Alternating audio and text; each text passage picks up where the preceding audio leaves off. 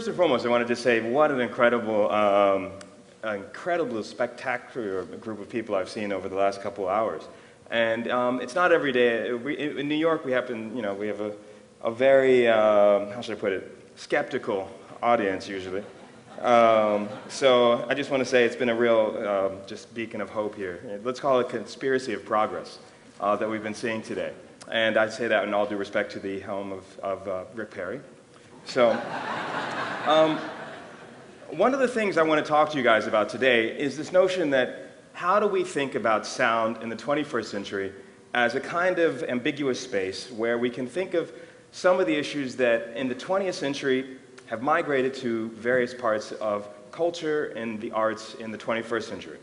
So what I'm going to do today is walk you guys through some of the material that I've been working on in my last 2 or 3 books, and then kind of pull that into a live experience with a wonderful string ensemble from Austin that you'll see as an example.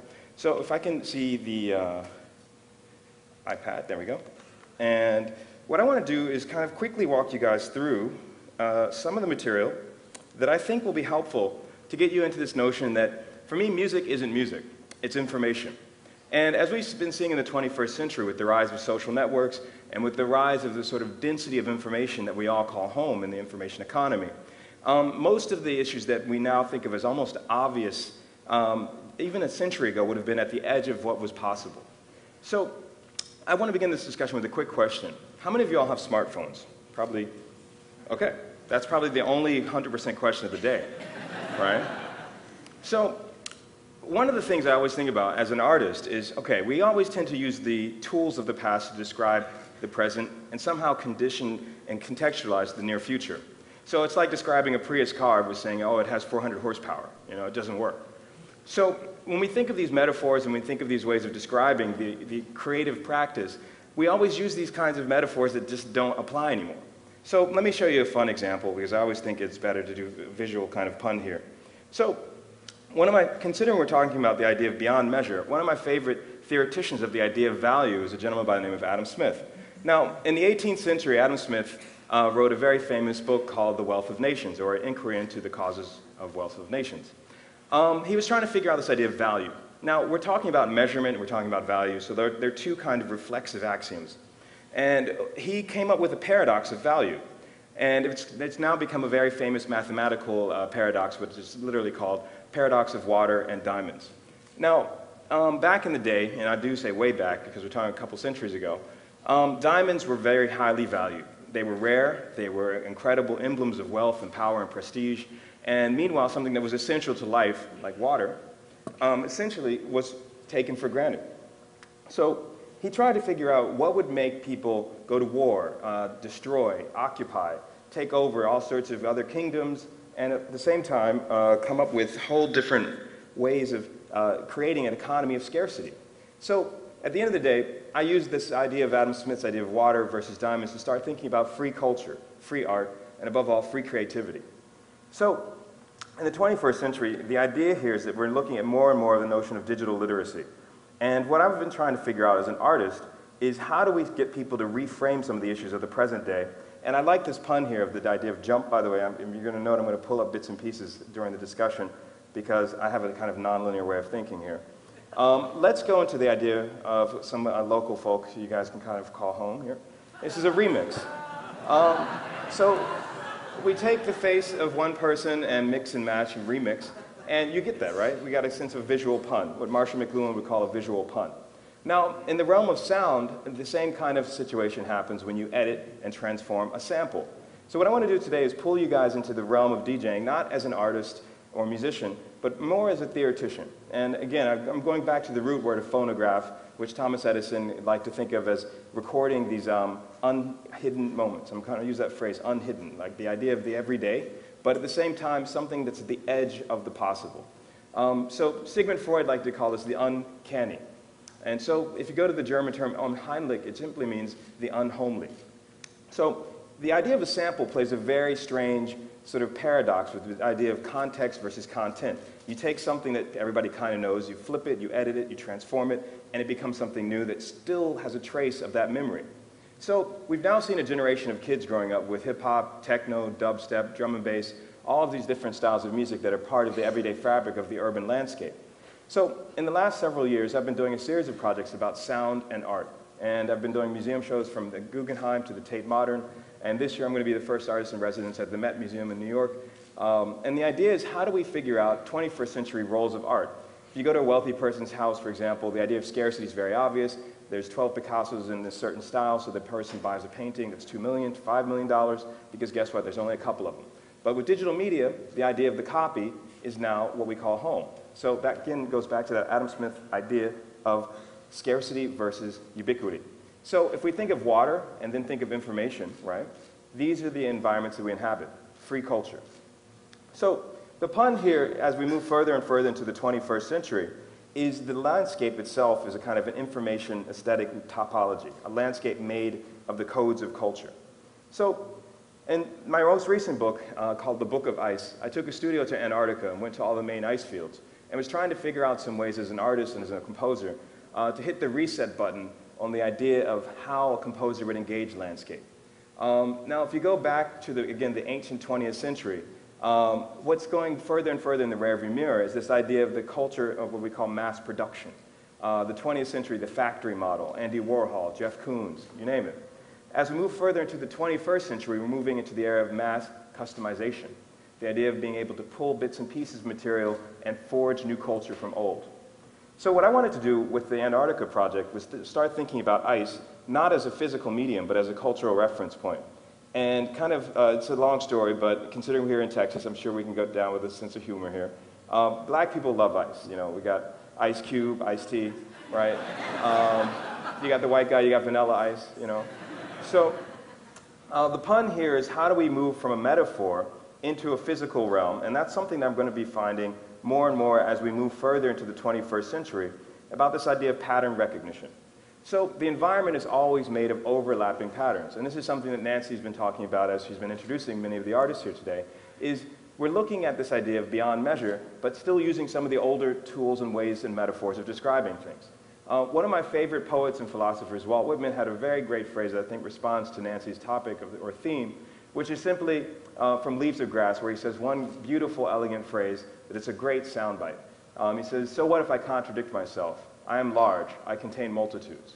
So if you start thinking about sampling the environment, one of the things that really kind of has to come home to roost is that you have to dig into this as if it's an archive. And I started trying to think about the idea of landscape and sound and this idea of acoustic topologies, and started thinking about how would I transform that sound into how a composer would make a string quartet or symphony, or for that matter, a painter would take the palette and create a painting, or a sculptor would take a material and shape and mold it. So the archive for me is one of the ways that I measure my environment. And if you think about hip-hop, techno, dubstep, drum and bass, all of these styles, the idea is that you have to go into the roots of the archive, and that's where the new material comes from. So with ice, you're seeing a subatomic molecular structure of ice, which is based on hexagonal form. There's always a six-sided hexagon, but the beautiful part of this is there's an elegant mathematics at the core of nature.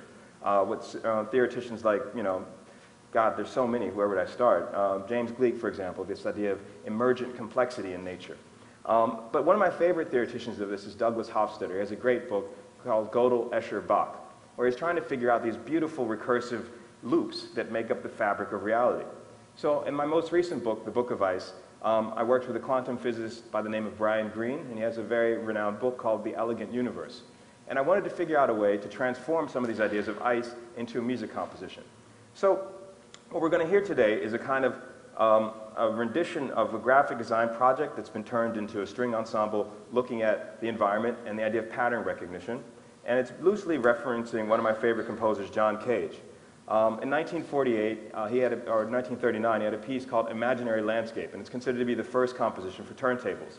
So what I did in the last year or so was come up with an iPad app, and I've been working with MusicSoft Arts and Apple, and we've been coming up with fun ways of thinking about tools that allow you to transform some of these 20th versus 21st century aesthetic models.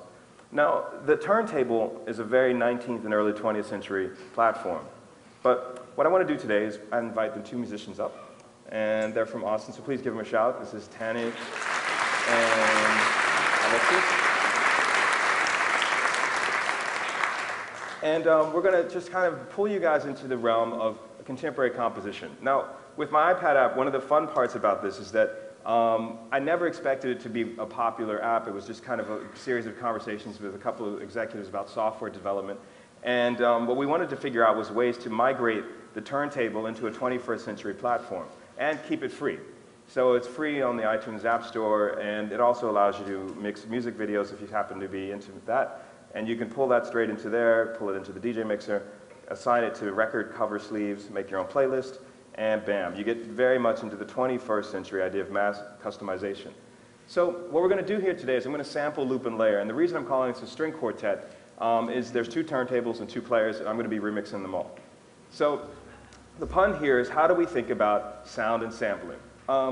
It's a memory game, and that's what I want to play with you guys today. You're going to hear quotations of everything from Stravinsky to Vivaldi, Debussy, and Mozart, and so on, but in a live, real-time context. And above all, I just want to say thank you so much to the musicians for being flexible. It's not every day you get to say, hey, can I sample you live, right? You know. So, you guys ready? All right, here we go. And you're going to be seeing 2 turntables. I'm going to be sort of looping and layering, so just bear with if there's any mistakes. You can, hang the DJ, as the Smiths used to say, right? All right, here we go. Ready?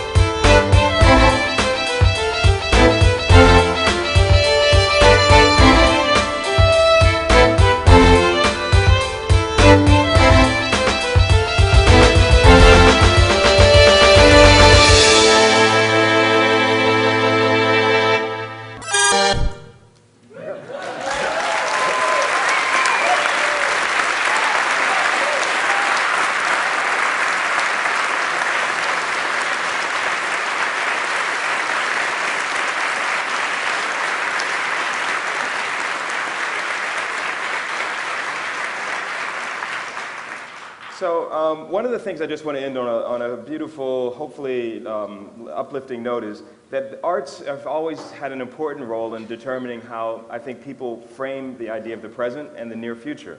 So I just want to kind of leave with the one, like, hopeful note just to say, for me, the imagination is the ultimate renewable resource. So thank you very much, and it's been a real pleasure.